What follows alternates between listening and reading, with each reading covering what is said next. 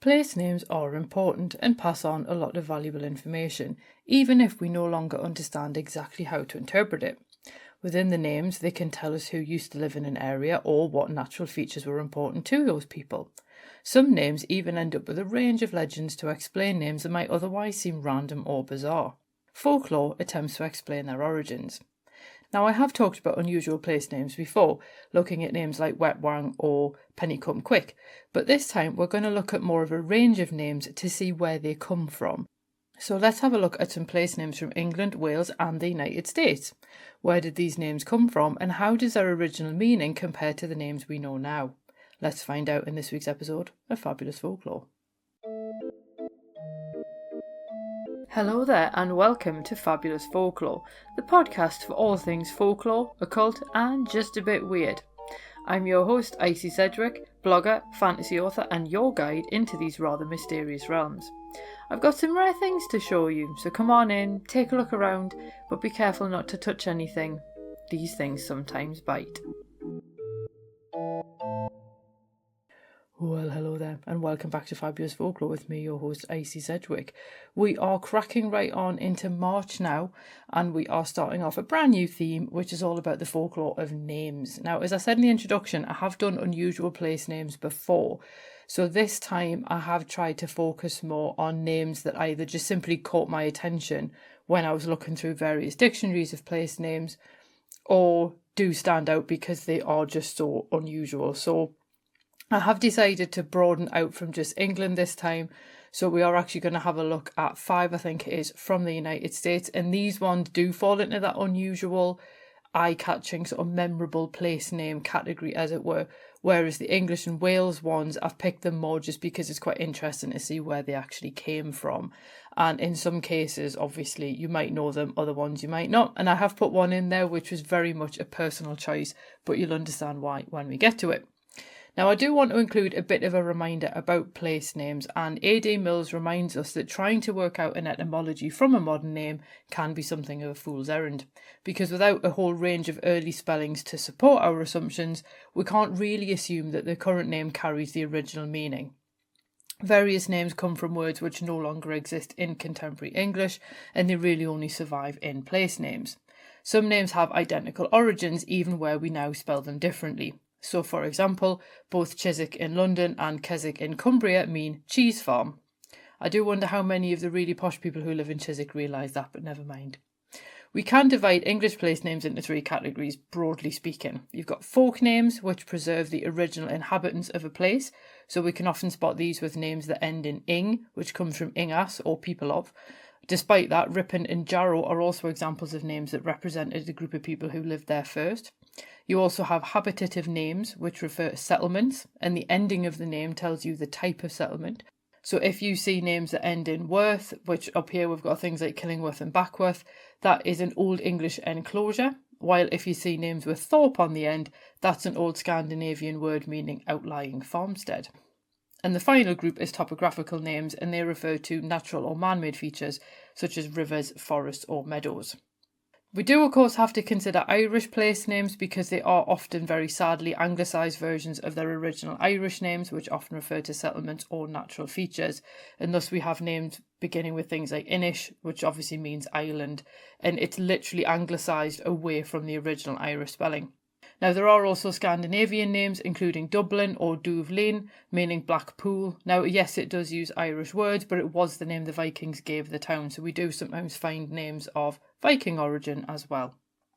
Scottish place names are mostly Scots Gaelic, although southeastern Scotland does have some English names thanks to the Northumbrians, and there are some Scandinavian names across northern Scotland as well.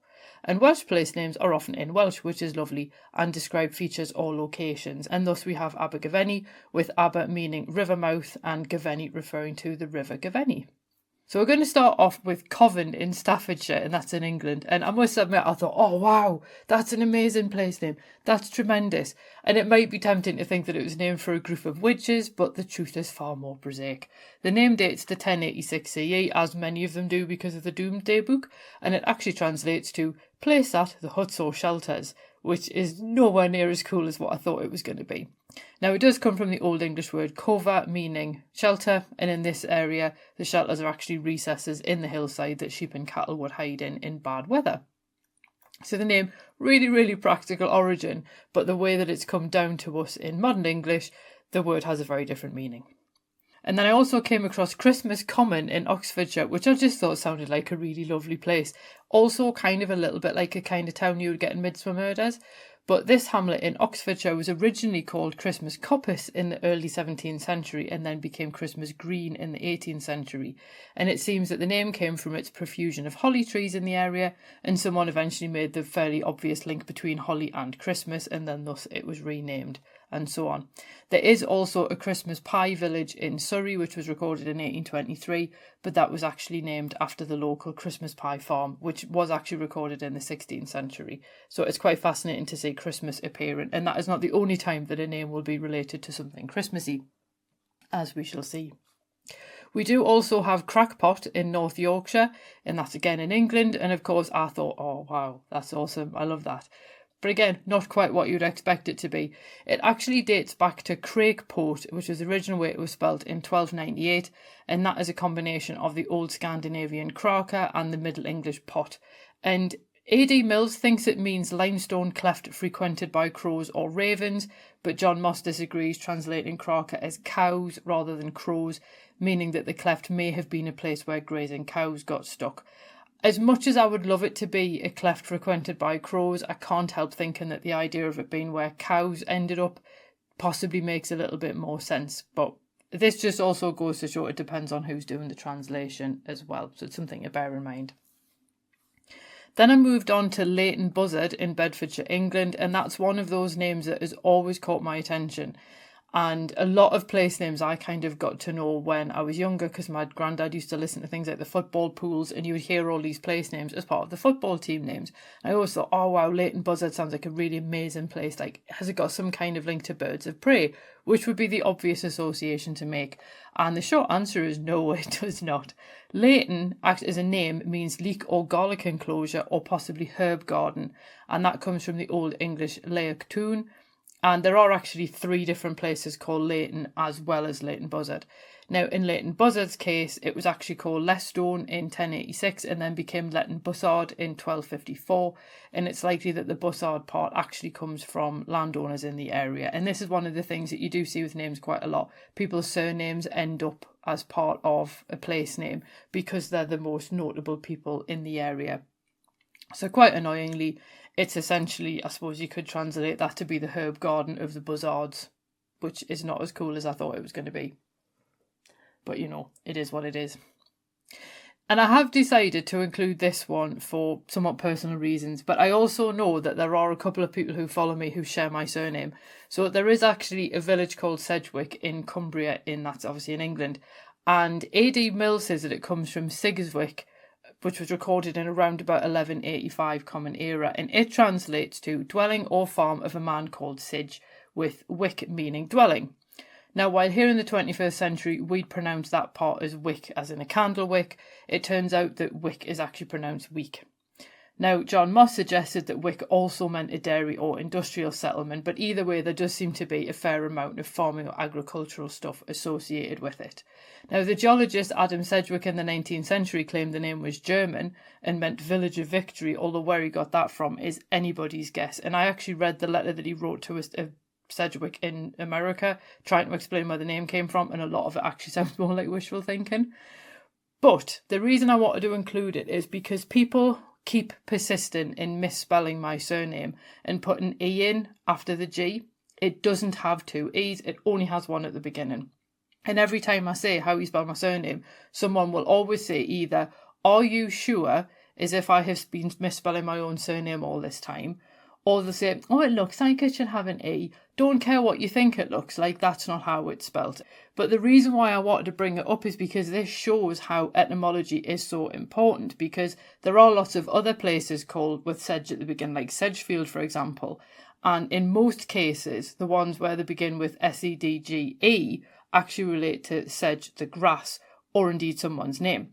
However, there's Sedgley in Dudley and obviously Sedgwick, which don't have that second E, and they're named for someone called Sedge or Sidge.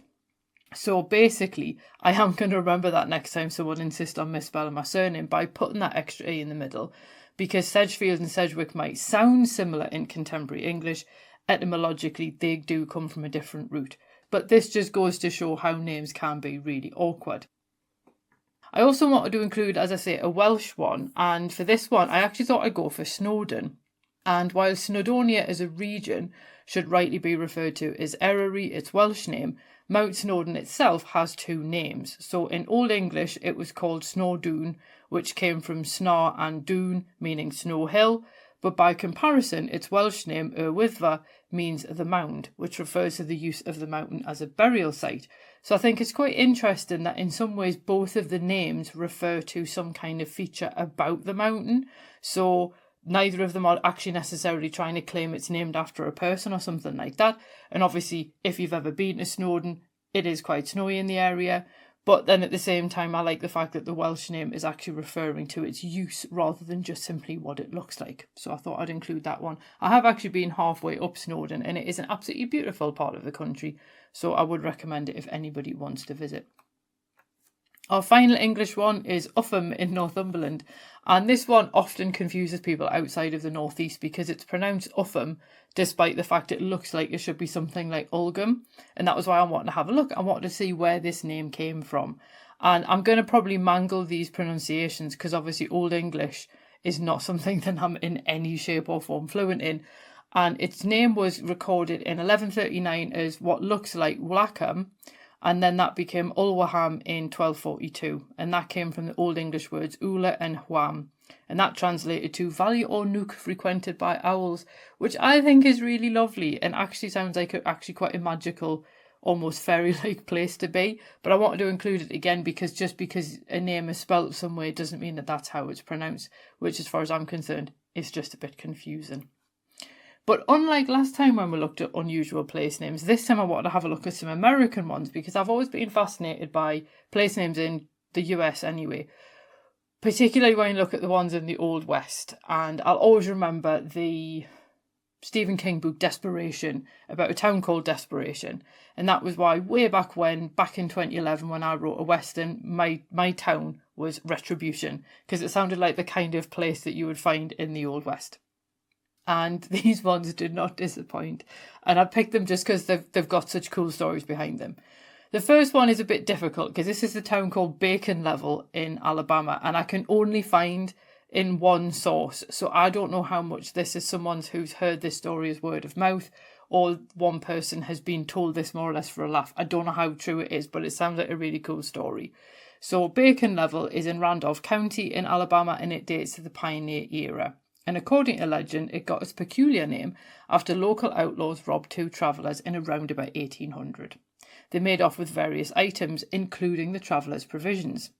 Locals then told them that the outlaws hung out where the trail levelled out, so the travellers actually went in search of their stuff, which is quite brave if you ask me. Surprisingly, they did actually find their provisions, including their bacon, and that legend apparently led to the name Bacon Level. And as I say, I've only found that in one source, but I did think that was quite a cool story anyway. We also have the town of Wynot, spelt one word, in North Carolina, again in Randolph County, but obviously in a different state. And it apparently took its name from disagreements between the townsfolk because they basically couldn't decide what to call their community. And they rejected name after name, with each person asking, why not call it this? Why not call it that? And according to the legend, hours of fruitless searching for a name led to someone eventually saying, why not call it, why not? And then that one stuck. Again, I don't know how true that is, but I do like that as a story anyway. It is very cool. And it does also make a nice counterpoint to Y, Alabama, which lies near a Y-shaped junction of two highways. While the community were content to call themselves Y, an Arizona law stated that place names needed to be a minimum of 3 letters, so Y then logically became Y. I did say earlier there were going to be a couple of places with Christmas-themed names, and our next one is no exception, because this is the town of Santa Claus in Indiana, in Spencer County, and it originally, according to the legend, bore the name Santa Fe when it was founded in the 1840s. In 1856, the town decided they needed a post office, but the problem was there was already a Santa Fe in Indiana. Someone proposed Santa Claus as an alternative because it was the Christmas season, and postal officials surprisingly accepted it. There have been times when it was Santa Claus, all one word as well, and then it's been separated back out into two. But it is the only town in the world with a post office named for Santa, and they do receive thousands of letters every year for our favourite festive friend. Arizona did have a town called Santa Claus that was demolished in the early 2020s after it was abandoned, and Georgia's Santa Claus was named specifically after St. Nicholas to attract tourists in 1941. So again, I just thought it was really interesting that a name kind of stuck for a really weird reason, but it's kind of quite a funny little story as well. Our penultimate one is Hot Coffee, Mississippi, and this one actually lies halfway across the original carriage route between Mobile, Alabama and Natchez, Mississippi, and it's in Covington County. Now, according to legend, a local named J.J. Davis realised that the traffic between the two towns offered a golden opportunity and opened a store. He sold coffee and had a huge coffee pot sign above the door. Apparently, he used pure spring water, beans from New Orleans and molasses drippings as sweetener, but he absolutely positively refused to serve cream because he felt it ruined the coffee. I'm right there with you on that one. Now, the community still had no name until a passerby allegedly burned his lips on the drink, denouncing it as hot coffee. There's another variation of the story in which he marketed the drink as the best hot coffee around, and apparently part of his slogan stuck. Other people think that the community took its name from the coffee pot sign. Either way, it's still quite a cool story that it was named after quite literally what was available there. It just looks a bit odd on a map, but I thought obviously as a very frequent coffee drinker, I thought I wanted to include that one. And again, the difference in opinion about where the name comes from, any of those could be possible. They're all quite plausible ideas, and this is one of the things that we do sometimes find with these more unusual names. It's then trying to work out, well, at what point are we actually going to accept it's this, that or the other. Our final one, again, I absolutely loved this one when I came across it, and that's the town of Difficult, Tennessee. And this one sits north of Highway 85 in Smith County, and there are various theories as to where this town got its name. So in one story, the townsfolk submitted its original name to the post office. Officials rejected the application, calling either the pronunciation or spelling too difficult, so the townsfolk responded by submitting a new application, this time naming the town Difficult. Larry Miller suggests it was the establishment of a post office itself on the site that was too difficult, and another option claims that the locals misinterpreted the rejection of the name by the post office department, so they had sent a letter back to the townsfolk saying your name is difficult, and that was intended to pass a value judgment on the submitted name, but instead it was taken to mean your name is difficult, as in that was how they were naming the town.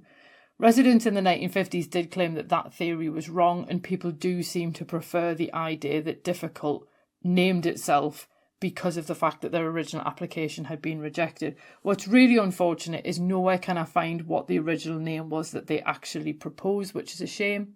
But either way, the Difficult post office opened on the 14th of February 1866, and it does seem somewhat apt with a name like Difficult that Defeated Creek runs through the area. So I really, really enjoyed having a look at that one. As I say, the American ones are really cool. I know that Australia has some really interesting place names as well. This is quite clearly a topic that I can come back to again and again. I did have a look at some of the Irish ones, but a lot of them, the meanings are really actually quite clear once you get past the way that they've been anglicised. And in a lot of ways, I think the original Irish ones are so much nicer anyway. And again, it's the same with a lot of the Welsh ones. So I think that's where if I do come back and have a look at them again, I might have a look at them sort of separately, or at least get like actual Irish speakers in to do the Irish ones, because I say they are really interesting. But I thought these American ones, because they're those strange names which clearly have a legend or two behind them, that was why I decided to focus on them. But what I would love to hear is if you've heard similar stories about the place names where you are. It would be quite interesting to see what names appear again and again and again. Like obviously I live in Newcastle, as I think most of you know if you're a regular listener, and there's Newcastles all over the world.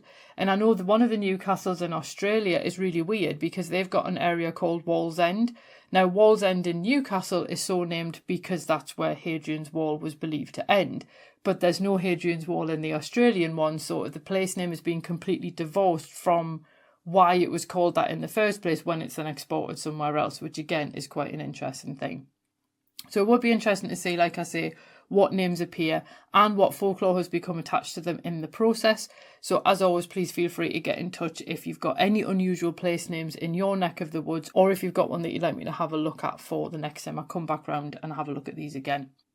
Next week, we're going to move on to street names. Now, I have sort of touched on street names a little bit before, mostly when I've done Whitmer in York, which is like the most fun street name to say ever. But I want to have a look at a few wider ones. And yes, there are going to actually be quite a few in Newcastle, but there's also loads in London.